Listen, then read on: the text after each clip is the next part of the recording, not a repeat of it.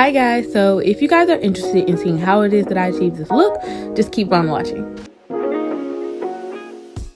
Hi, welcome back to my channel. Hi, I'm Key, and today I want to do an updated version of how I do my knotless box braids.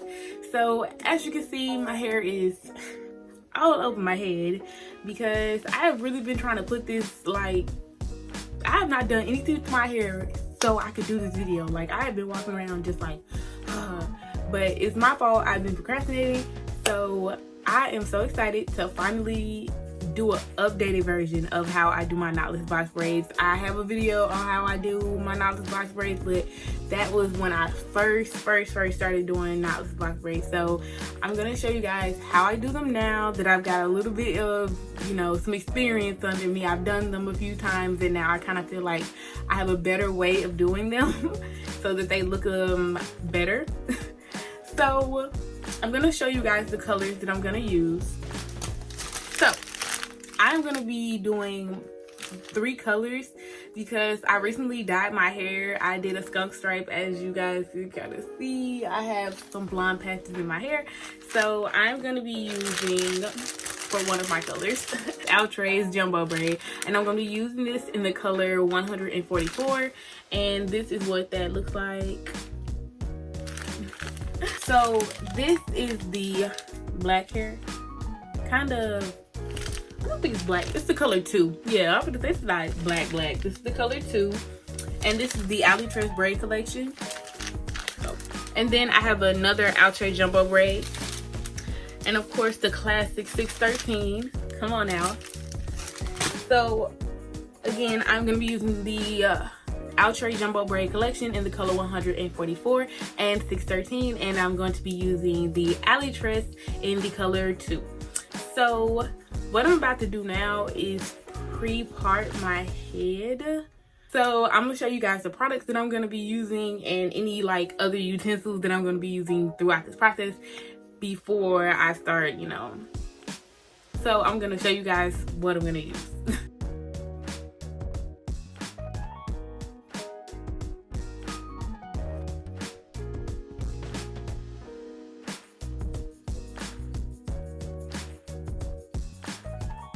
So if your hair happens to be longer than mine, then this would be like a good guideline to follow. But if you have shorter hair in the back like I do, I would suggest that you pull out just a little bit more hair than I did. So what I'm going to do as I continue to part my hair is, as I'm parting, once I pull out the amount of hair I want, I will take a rubber band and then I will wrap it around. This just keeps all the hair just kind of out of the way.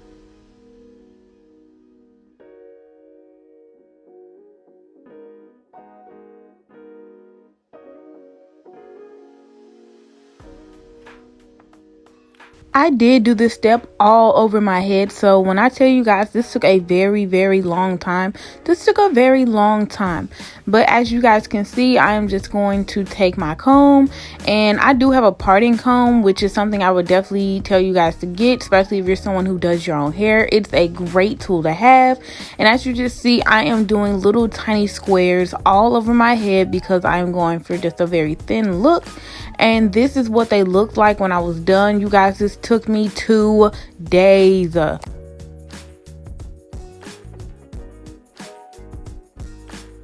So what I'm doing right now is applying a little bit of Shine and Jam to the root of my braid before I start. And I'm just putting a little bit at the ends as well. And I'm rubbing it through. Right now, I am parting the hair into 3 even sections. So I am just braiding this one time, and once I do that, I will then add in the hair, and then I will continue to braid that down. And I'm not braiding it down too far because I am about to add some more hair, and I'm just adding in another thin piece. Now, if you're someone who wants to go for maybe a little bit more of maybe even a medium look, I would say just add them in just a tiny bit heavier than what I am doing. As you can see, I am keeping mine very small. I'm keeping them small because I do want my braids to be very thin. So as you guys can see, I am just braiding that hair down.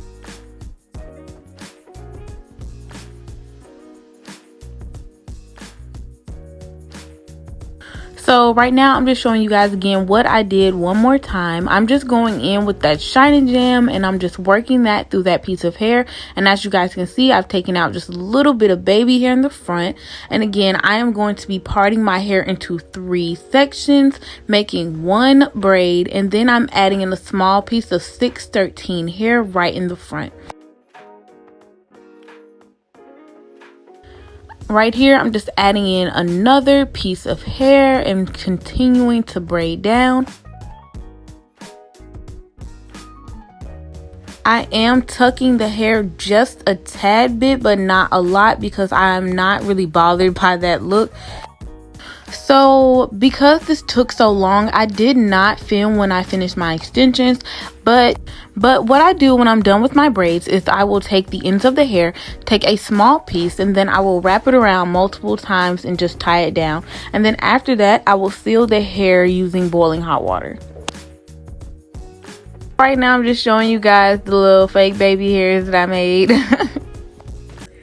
Okay, so I finally finished my hair and this is the end result. So this took me about a week to do. I was kind of being a little lazy, but I stuck to it and I did it, and this is what it came out to be. I love it. Like, I love it. It's so cute to me. Oh, also, I dyed my hair so it could be in a skunk stripe. So I did like braid my hair so that it could match that, because this is blonde and all of this is blonde. So I also want to braid it so they can match. But this is so cute to me. Hold on. So these are the smallest and longest braids I've ever done. Like, I really do like them though. So I'm not even gonna lie, I feel like it was definitely worth it. But I'm gonna keep them in a little minute because they took I almost lost it. Stop. But they're so cute though. Oh my god. So hold on, I'm gonna do like a full shot so you guys can see. So I want to show you guys like just how long they are. Yeah, gonna peep the swing. Yeah, double caked up on the Tuesday, you feel it. So this was ultimately the end result. I'm so happy with how it came out, guys.